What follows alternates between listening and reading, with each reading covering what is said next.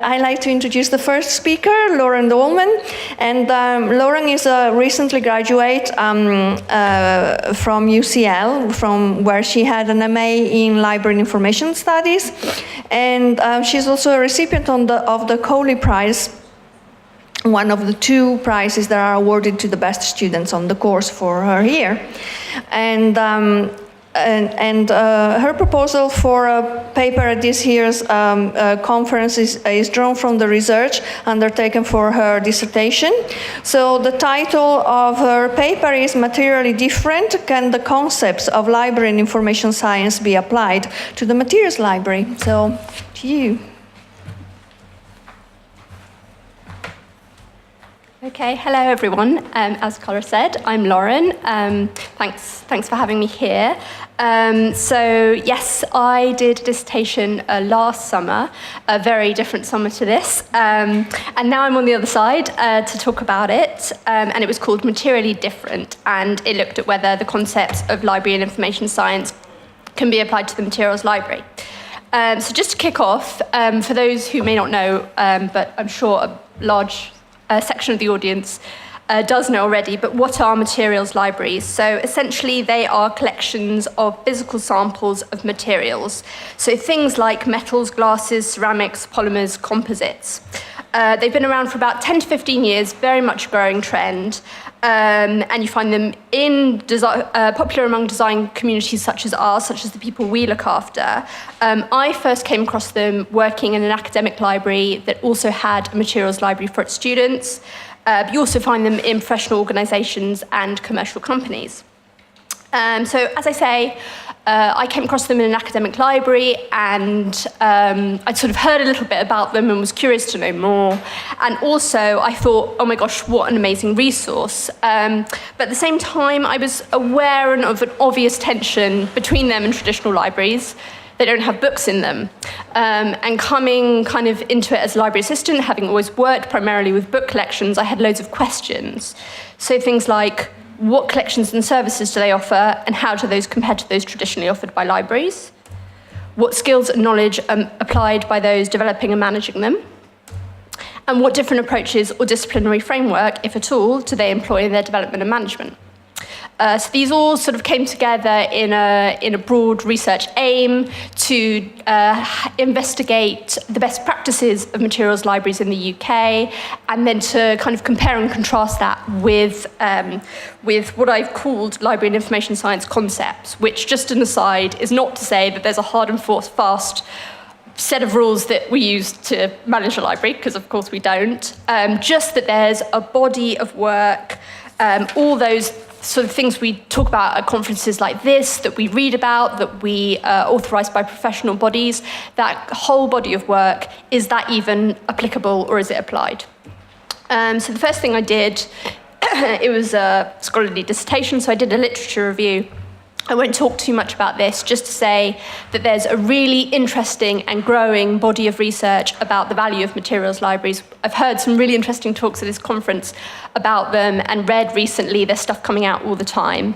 And there's lots that you can look into if you're interested in this, but essentially it's about gaining knowledge of materials, and not just gaining knowledge through knowledge just about, which you could do through traditional textual sources, but gaining knowledge through touch, through a haptic understanding. Also, a lot of the literature focuses on how materials libraries have value for their users in terms of a site for collaboration, so between scientific and artistic communities, between, in a commercial sense, between makers and suppliers and clients.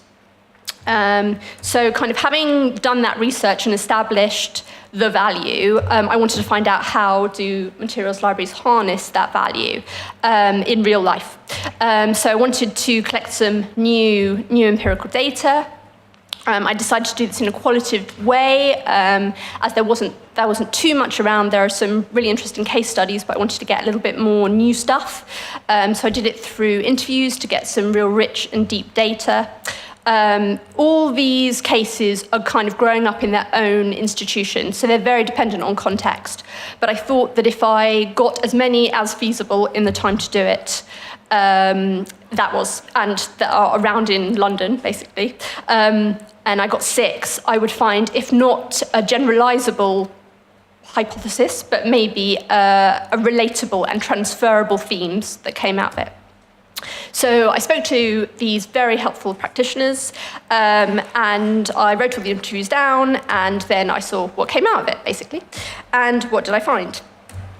So I think it's fair to say that, in general, everyone agreed that you just couldn't fit a materials library into a book library mould. It wouldn't be appropriate, it wouldn't fit the aims, and everyone was devising their own strategies in lots of different areas that were more fit for purpose. However, I would say that there were things that came out of our talks about their practices that were familiar to me as a librarian, as someone who'd worked in libraries and was on a library course, and I kind of picked these out in turn. So cataloguing and classification.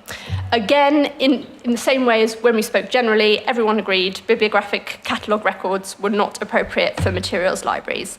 For lots of really interesting ways, the collections were subject to a lot more rapid acquisition and withdrawal.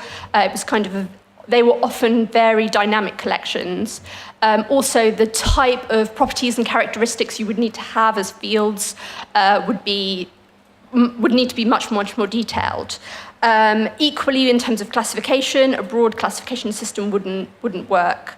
And everyone wanted to organise their knowledge in a different way. However, everyone still thought that it was important to manage that information, to provide an access point to it in some way, to provide a catalogue, and also to organise it according to some system, although there was an exception, which is really interesting, which I can talk about later.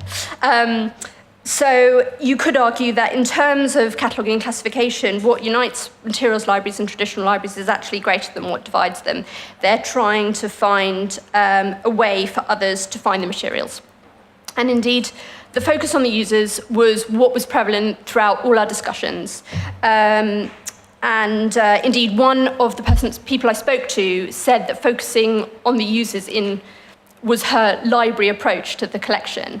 So in terms of collection development, in terms of acquisition, this was in the academic libraries, this was often in a direct way. So the students needed to know about waterproof materials for a basement, for example, so they would get in those materials. Sometimes it was much more indirect.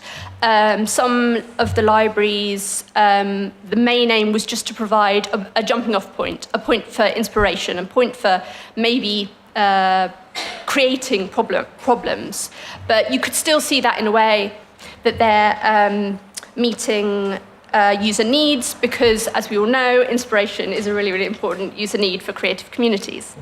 Where I think it gets really interesting is in terms of user information-seeking behaviour, because what these libraries do, in terms of the way they're set out in the collections they have, they really speak to all those things that we've probably perceived in our own user groups they want to do. It allows for browsing, it's quite a social process, and importantly engages their tactile and visual senses. So this is an area where I think materials libraries really have the edge, where maybe traditional libraries find it difficult with this particular user group. It wasn't just collections, it was also services that these libraries were offering, were thinking about their users.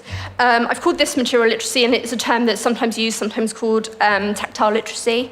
And all the libraries that I visited were offering services which were doing similar things to an information literacy offering. So again, it was through different fit-for-purpose activities, and some of these were really innovative and fun, and often they were trying to be playful. So there was a session where students were blindfolded and had to describe the material that was in their hand. There was a speed dating materials activity where you only got a minute and you had to convince someone else of how great this material was. But they were all essentially trying to help their users know when and why they need information, where to find them, when and why they need materials, where to find them, how to evaluate, use, and communicate them.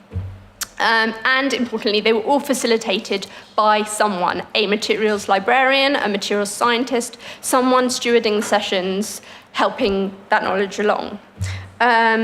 Also, something that came up as a really important service to offer was the idea about making and how that needs to be a practice within the materials library. Because in order to harness that value, in order to know materials, you have to see them in process, you have to see those transformations. And this could be problematic because obviously some of these libraries, these collections, were within book libraries, and there were problems of space and maintenance and health and safety and noise and all those things that we're grappling with all the time. And again, different libraries had different solutions. So they sometimes took the materials collection out of the library space. They sometimes still incorporated the collection within the library space, but they worked making into it. So they might have make an hour after hours, or they would have an exhibition to show that transformation. Lastly, collaboration and building relationships was emphasised by everyone that I spoke to. Sometimes along the lines of the academic liaison model, they emphasised how important in academic institutions it was to talk to teachers in order to gain their practical knowledge, but also to promote and demonstrate the value of those collections. And also, for acquisition, it was so important because most of these libraries rely on donations and schmoozing suppliers to give them free stuff. So even more so than in a book library where you have a budget and you have all these suppliers set up, it was so important.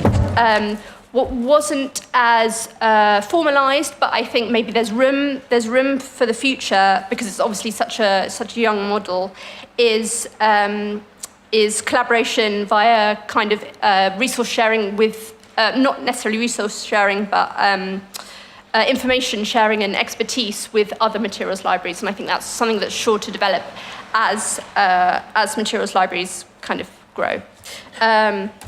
So just to finish up, can the concepts of library and information science be applied to the materials library? Well, certainly materials were not treated in the same way as other information resources. New strategies have been devised which were more fit for purpose. But I argue that they did share their overriding principles with traditional libraries. They focused on the users, they worked collaboratively, they facilitated engagement with resources, via services, all with stewardship of librarians. So I think as a framework maybe emerges, it will evolve as a combination of traditional library concepts and innovative new practices. And I think also we should look to materials libraries for some of their things they're doing so well, like their emphasis on haptic engagement and making. Thank you.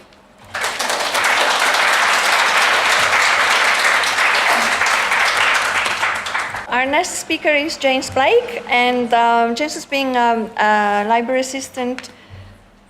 assistant librarian, at Sotheby's Insitute of Art since 2012, and has published on classification theory, an article on knowledge organization in 2011, titled "Some Issues in Classification of Zoology." Right? And his paper's title is Updating the Book Classification Scheme at Sotheby's Institute of Art. Thank you. Hands up who works in a library which has got its own unique book classification scheme. So a few of us. Or maybe a general scheme such as Dewey, which has been heavily modified by you. A few more. Okay, great. So that's the case at Sotheby's. We have a unique scheme, which probably was set up in about 1970. At the moment, we're in the middle of giving it its first ever major upgrade. I'd just like to try and give you a little bit of a taste of the kind of things we're doing in that upgrade. Some of you will be thinking, what is Sotheby's Institute of Art? I will come on to that in just a minute or two, but I think to start with, I'd like to just jump in and show you what the class marks look like in our scheme. Okay, so this is a sample class mark. In this case, 3 elements, a top-level subject, sculpture, a geographical division, China, and then an author, in this case, a corporate author, the British Museum. So the actual class mark itself is on the left, the explanation is on the right. Now, looking at this, you might think, well, this is pretty good. What's wrong with this? And indeed, I think lots of things about it are good. Principally, it's short, and also it's meaningful. It's not simply a rather arbitrary sequence of letters or numbers. However, there were problems. So here we're looking at the old version of the scheme, and there were problems. If you please just bear in mind the first two elements, SCU, CHI. This can mean sculpture of China, but it can also mean some other things, such as, for example, sculpture by Eduardo Chillida. Now, books with these two class marks would be on different shelves, separated by a whole lot of books with quite different class marks, with the result that our readers just couldn't find things. So this was one of the things that made us think, okay, it's time for an upgrade. Now, at this point, we paused and we thought, shall we just move to Dewey or something, which would have been a lot quicker and simpler to do. But really, two things made us decide against that. And firstly, as I hope I showed you, the scheme does have good things going for it. And secondly, at this point, I will tell you something about Sotheby's Institute of Art.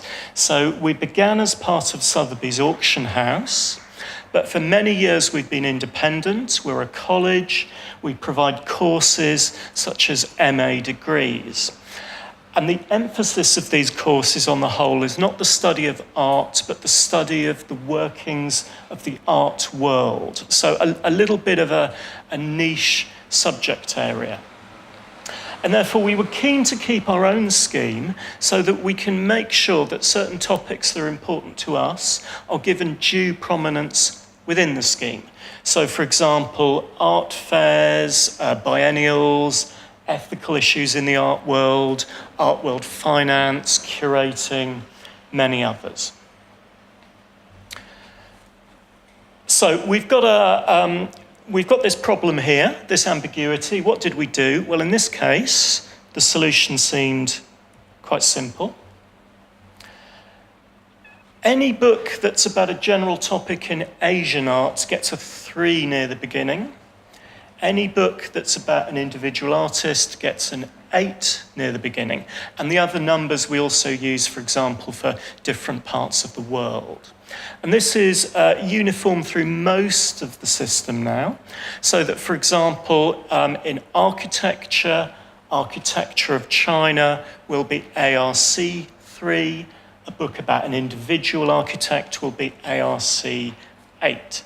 And so far, this is going down well with our students. This was not the only issue with the classification. In fact, there were lots. I've just got time, I think, to tell you about one more that we've been taking the opportunity to sort out at the same time. Don't know if any of you know this book. Children in Painting is slightly misleading because really this book is about children in Western painting.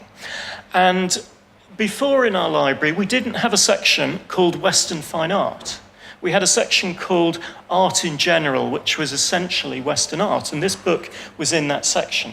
We decided we wanted to get away from that kind of West-centered viewpoint, so we've now created a section for Western art, and this book is in a section which is Fine Art, the West, different themes. Now, my own view is that for some libraries, it would be very appropriate still to take a particular country or a particular part of the world as a default. So, for instance, I think if your library has an explicit remit of collecting books about Chinese art, then it would seem to make sense to make China the default. And you would probably have some books also on the art of other countries, but they would be probably marginalised both physically in your library and also in your classification scheme. But that's not the case for us. Our faculty and our students are from all over the world, and they're interested in art from all over the world. They're interested in art world institutions from all over the world, art world goings-on from all over the world. So we decided to go in this direction. Okay, I think that's all I wanted to say today. Sotheby's Institute is next door, pretty much, in Bedford Square. If this has piqued anyone's interest and you would like to come and visit and see what things actually look like on the shelves, then do get in touch, and I'd be very, very happy to make a time to show you around and talk about whatever your particular interests might be, though I don't think there's going to be time this evening, unfortunately. No. Okay. Well, it's also when our building closes, unfortunately, so I don't think so. So, thank you very much for your attention.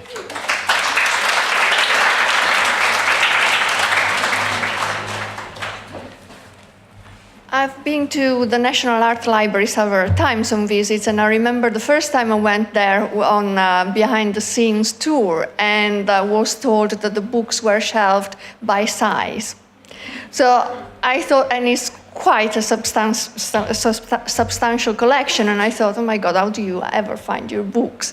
But, you know, I can actually see why.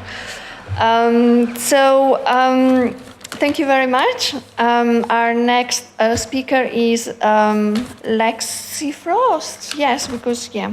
So Lexi.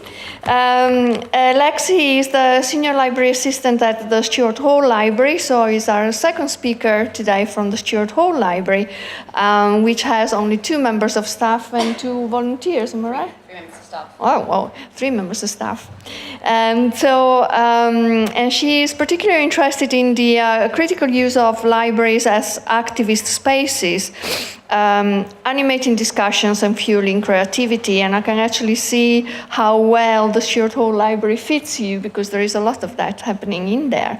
And she studied for an MA in the Arts of Africa, Oceania, and the Americas at the Sainsbury Research Unit in Norwich.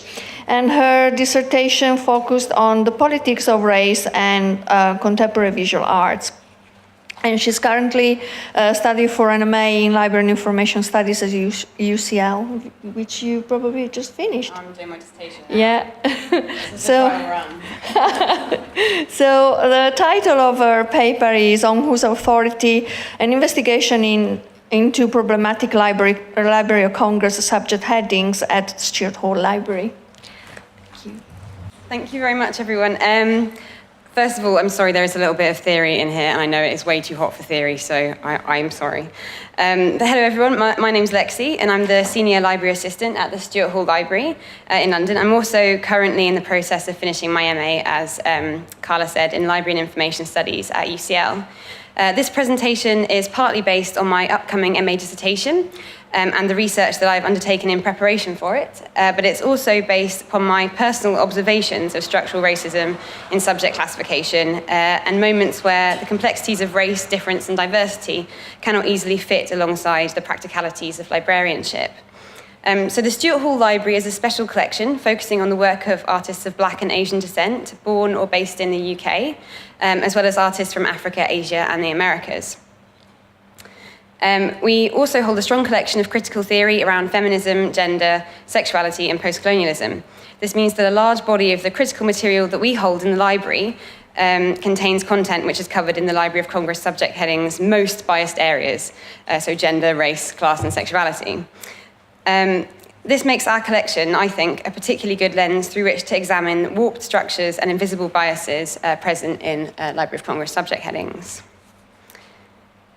So any analysis of problematic Library of Congress subject headings takes inspiration from Sanford Berman's work. Here he is on the front cover of his seminal work, Prejudices and Antipathies, first published in 1971.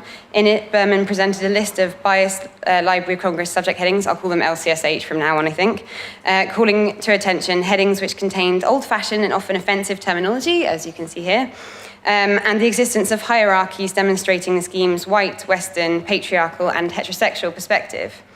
Here are some examples from the race section of Berman's book. Take Negro criminals as an example. Negroes and Negro criminals were changed to African American criminals, but part of Berman's critique of this subject heading and Jewish criminals alike, however, was that there was no equivalent for English criminals or Italian criminals.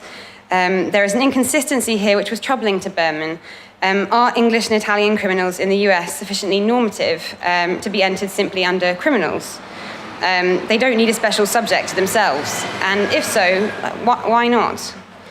As I'm sure many of you are aware, Berman has dedicated much of his life's work to correcting and revising Library of Congress subject headings and promoting radical, local, outside-of-the-box cataloguing.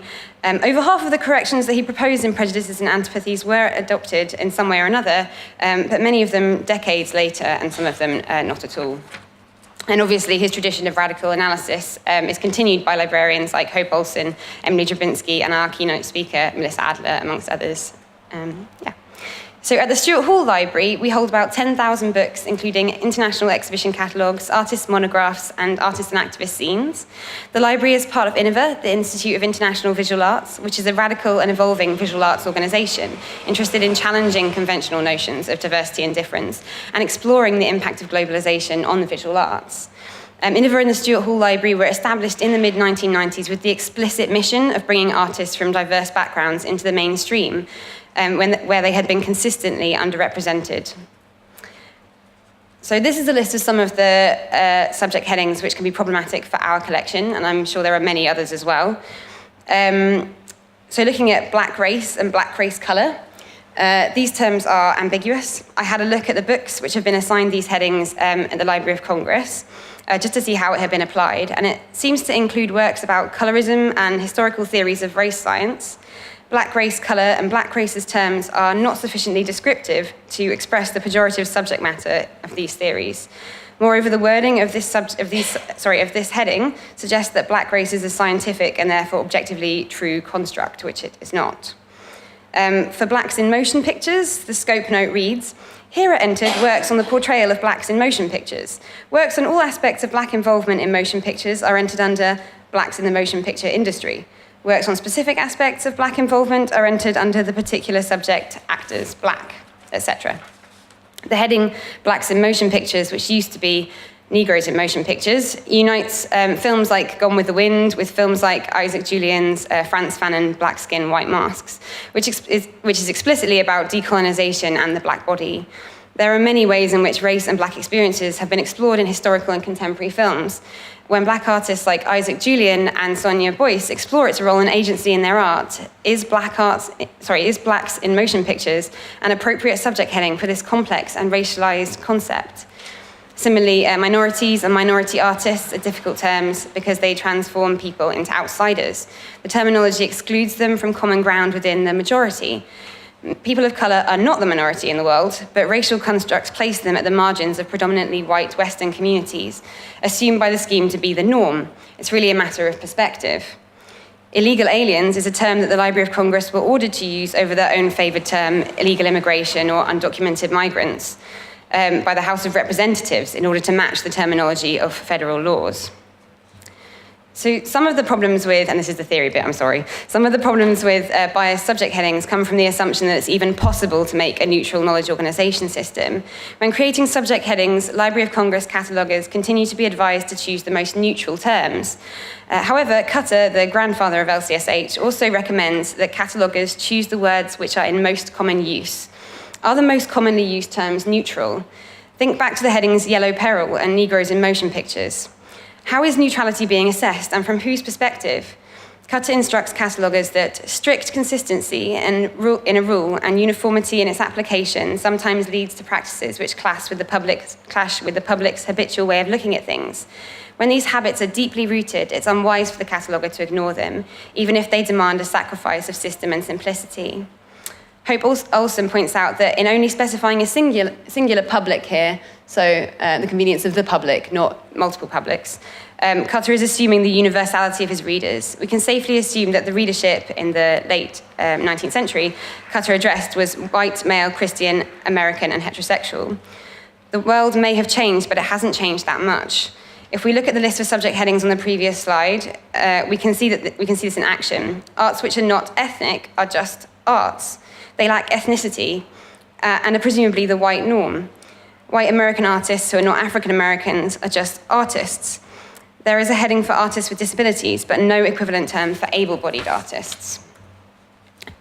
In Western culture and Enlightenment thinking, neutrality, like the neutrality of cataloguers, was permitted to men who were able to make their bodies and opinions invisible by presenting their input as scientific and objective. Donna Haraway writes, "This is the virtue that guarantees the modest witness is the legitimate and authorized ventriloquist for the object world, adding nothing from his mere opinions, from his biasing embodiment. And so he is endowed with the remarkable power to establish the facts." It's easy to argue that these subject headings have grown out of literary warrants, and the reason that subject headings like white artists do not exist is because no one has written a book about them. The neutral and invisible librarian has chosen to record only subjects which rationally occur. Whilst there is some merit to this argument, it does not reveal the whole picture. Just like many women artists and authors of past centuries, there may have been less of them, but those who did produce were often written out of the narrative, rarely documented or archived so that their stories did not survive for future generations. Here are 3 books held by the Stuart Hall Library, specifically about whiteness as a powerful social construct. They specifically address the well-established concepts of white privilege and white normativity. There are plenty more. They're all held by the Library of Congress, all these 3, which uses the only available subject headings to convey the notion of whiteness. There's just one, whites, race relations. Just whites, race relations. There is no subject heading for structural or institutional racism. These all go under the preferred and generalizing term racism, which fails to sufficiently recognize the invisibility of these racist infrastructures in our societies. In a profession which is overwhelmingly white, we have to think about why this might be. It seems likely to me that many of these omissions are unintentional. Inequalities are often invisible to those who inhabit white bodies, many of whom may be cataloguers, including me, because they do not necessarily perform a part of their everyday experience. Hope Olson has argued that LCSH do not cater very well for concepts. This is particularly difficult for us as art librarians, where the subtlety of language and concepts creates a great many near synonyms. In art and in life, I would argue, these subtleties of language and labeling are important, especially when they're ways of expressing identities, and even more so when these identities are frequently marginalized, oppressed, and forcibly named by an external, predominantly white, predominantly Western authority. Here are some examples of 3 publications held by the Stuart Hall Library, which are typical of the material we hold. On the left are 2 publications by and about queer, trans, and intersex people of colour who are also artists. Like LGBTQ, QTPOC is an established term that occurs with regularity in our collection. The publication on the left also appears in the Library of Congress, where it's been assigned the following subject headings: gay artists, interviews; transgender artists, interviews; minority artists, interviews. But being queer and of colour, or trans and of colour, or queer and trans and of colour, is not the same as being queer or trans or of colour. Intersectionality is a concept made it into LCSH recently, but not into the implicit structure of the scheme, it seems. Instead, cataloguers and users who seek out subject matter relating to intersectional identities are left bereft of appropriate subject headings. Alien Nation, on the right here, was a travelling exhibition that INIVA co-curated with ICA in 2007. It featured 12 international contemporary artists, all of whom used their work to explore themes of otherness and difference through the language and iconography of sci-fi. It's incredibly difficult to express the subject matter of this exhibition catalogue using available Library of Congress subject headings. Immigration and emigration in art just isn't going to do it. Maybe illegal aliens is actually closer to the mark in this case. There are a number of subject headings that could be suggested by using terms that groups use to identify themselves, rather than the terms which may or may not be the preferred term of the cataloguer, the supposedly neutral term or the term in most common use. These are just some common suggestions. I'm no Sandy Berman, but I'm sure there are many, many more. I want to close just with this quote from Bell Hooks. A major flaw in all of our nations, she's talking about the US, but it's equally applicable. A major flaw in all of our nation's powerful movements for social justice has been and remains the assumption that liberation will take place in one fell swoop. That has been detrimental to progress, simply because once certain gains in the direction of equality were achieved, the struggle stopped. And of course, that is dangerous when one is attempting to construct subcultures of self-determination within the framework of dominator culture. Many of the subject headings that we have to describe race are inherited from accepted imperial or colonial attitudes and the categories of the past. In the tradition of Sandy Berman, the terminology of many of these headings has been updated. Nevertheless, the structure of concepts continues to reinforce attitudes of white, heterosexual, predominantly male norms against which other experiences are always differentiated. The subject headings available represent many of our society's continued biases and inequalities, biases which remain invisible to many. I'm not suggesting that we place all works about white artists under the subject heading white artists. I'm not sure that would help. But cataloguing and subject indexing is never neutral. Library of Congress subject headings have never been neutral, and they already exist within a racialized space. And it's important to acknowledge that. When correcting and revising subject headings, we have to think about whether it's possible to do so within the framework of dominator culture. In the case of the Stuart Hall Library, we have recently begun devising our own subject thesaurus, which is based on terminology used by authors and artists describing their own work. And this is an ambitious project for a small arts organisation of 3 employees. But we have no doubt that it will prove more useful for our readers and also for those who catalogue, specifically within our context, but probably in a lot of other contexts as well. Thank you.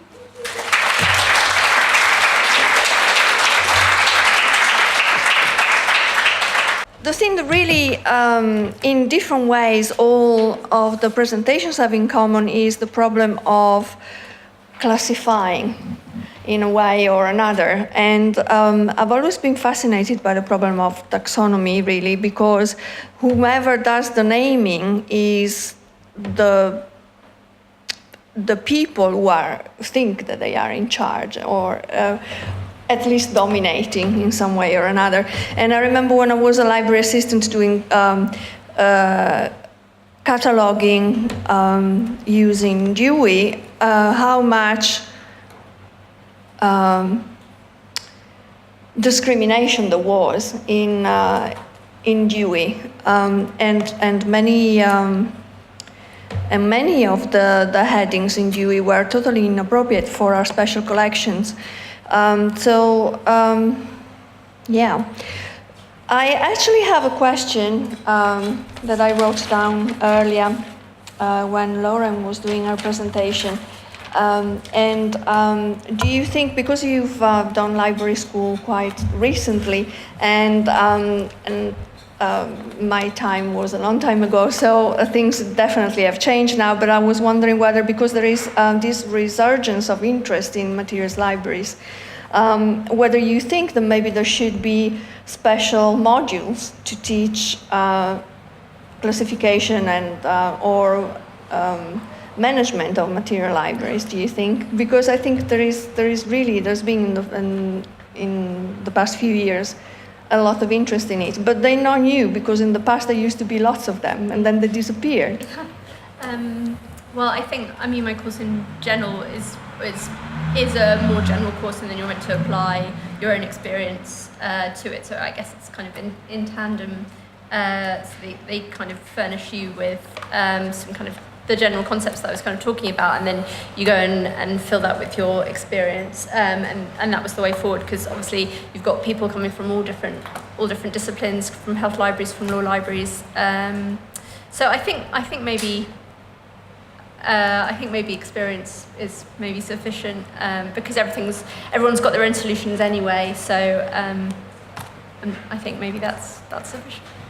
Thank you, that was really interesting. I'd like to ask Lexi, if it's possible, would you be considering sharing your new headings? Because I have found it very uncomfortable using some of the ones in Library of Congress, but not knowing how else to deal with it. So yeah, we're really in very early stages doing this, because I really would have liked to do my dissertation about making a thesaurus, and how you could do that and how it would be appropriate, because there are so many different things to think about. But at the same time, and it's one of those things that I think if we're going to do something like this, and you want to be thoroughly radical and not just kind of tokenistically radical, where you're saying we're going to think about these things but just adapt them within the structures that we already have, then I think it's really important to do them right. And I think for somewhere like INIVA, where that's our mission statement really, I think it's really important for us to do it right. So whilst I think it would be wonderful to share a fully complete thesaurus with everybody, we don't have one yet. So and it might be a little while before we do, because I think, and obviously it's something that I need to work on with my colleagues and probably with other people as well, like as many people as possible, to think about how like the most appropriate way of doing that would be. But we have already started like collating terms, like me and Stephanie and the assistant librarian and Jade, who's one of our volunteers, who she makes a zine. So she's been helping, she's really interested in this. She volunteers in the library. She also makes a zine, which we hold in the library. And she's been helping us to sort of come up with some terms just from cataloguing that we think are the most appropriate for our collection. Once we've done that, that's when the hard part comes in, because then you have to put some sort of hierarchy on it, whatever hierarchy that is, and that's when you, obviously that's the bit that's going to be tricky. But yes, theoretically. Thank you. So that was.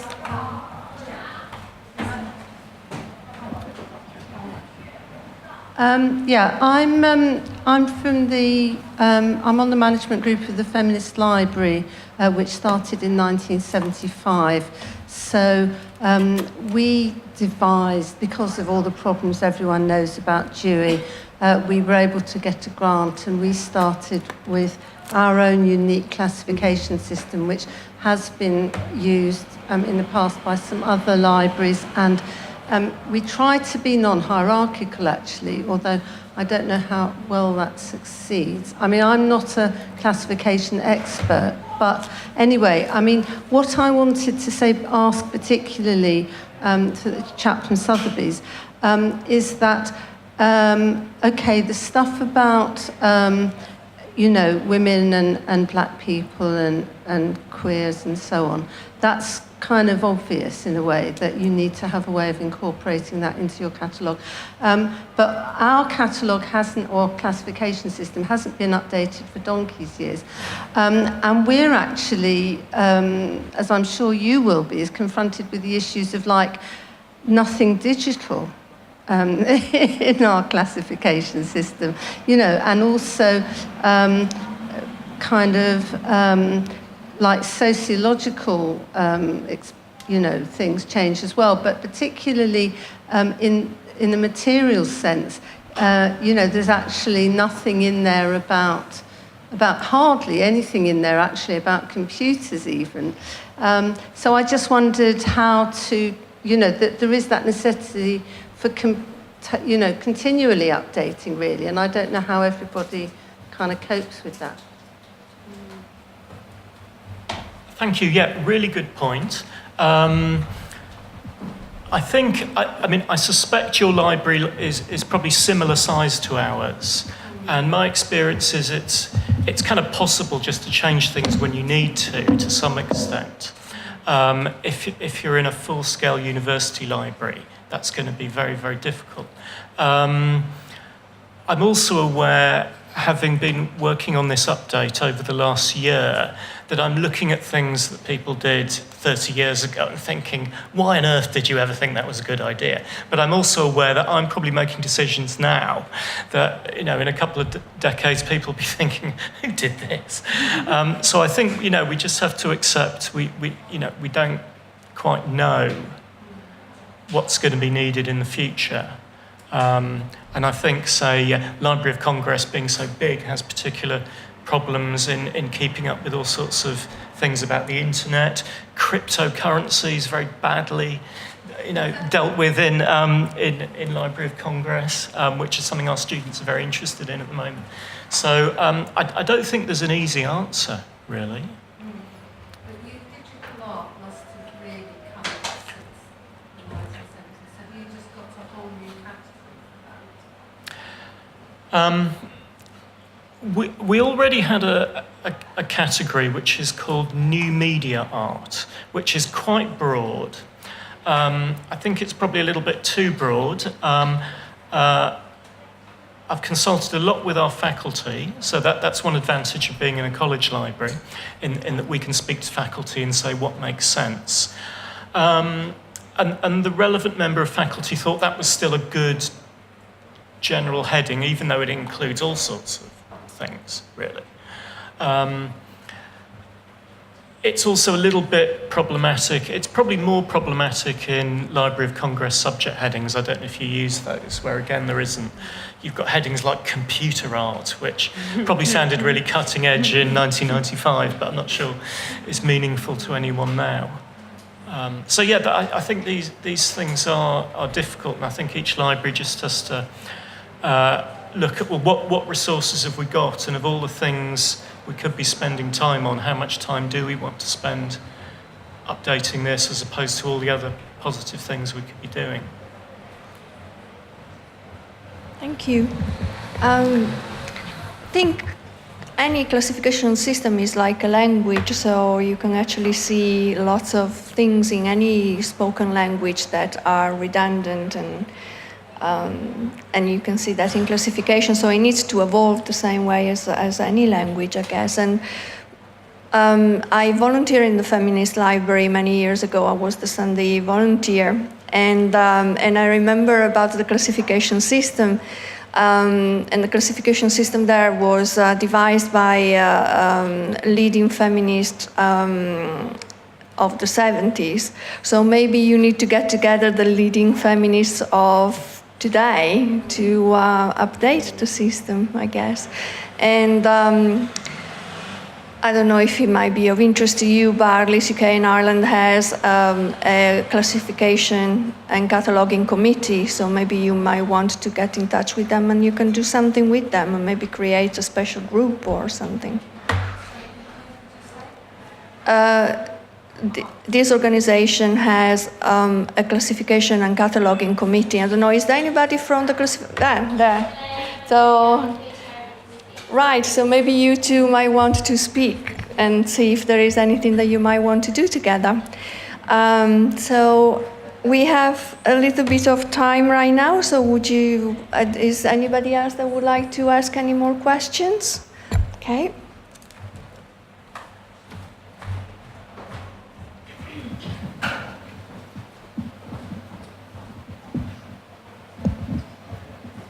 Hi. I think this is like a question for Lexi, but it's directly in continuation to the last question about how, if you're designing a new thesaurus, have you thought about how it's going to evolve? Because obviously those terms are really quickly evolving, and could you somehow write that in the system so that it's easier to change it later?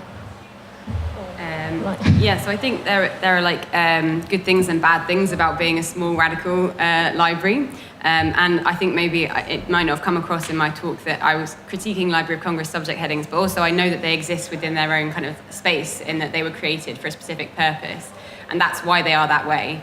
So if we had a thesaurus, it would have to reflect what INIVA stands for, but we probably wouldn't have the financial capacity to make something particularly, sophisticated. But at the same time, I personally think that would actually be a benefit. We have quite a small collection, so we only have 10,000 books. So for us, and zines. So for us, it would be probably not that unmanageable to make something that we can control. But if I'm honest, we're talking about things like kind of Excel documents, making it, a thesaurus of that kind. We're not talking about something that would necessarily be sophisticated enough for larger institutions that would be able to update itself that way. But then also, because we're smaller, that means that it would be less of a big job for us to update it manually, and important for us as well. So yeah, I think it's a really good and important point, but probably not something that INIVA would be able to do. Thank you very much. Any more questions? No? No? Anything that the panelists might like to add to what has been said? Any closing remarks? No? Okay. I was thinking that one of the key differences between a materials library and a normal library, but the libraries that lots of us work in, is that you're not classifying or categorizing people. So there's a level there at which the language is simultaneously easier, but it's also so visceral that how do you describe it? So, And one of the people I spoke to said they wanted to convey the kind of unconveyable in language experience of touch, but through the catalogue. for people who didn't have access to touching. So I guess it's about people anyway. Yeah, but yeah, it's definitely something that a project that could be worked on is creating a catalogue for a materials library, because everyone's doing things in different ways. Yeah. Thank you. Well, thank you very much to our speakers, and thank you very much to all of you. And if there are no more questions, I think we might want to close this panel. Everybody happy with that? Okay, thank you very much.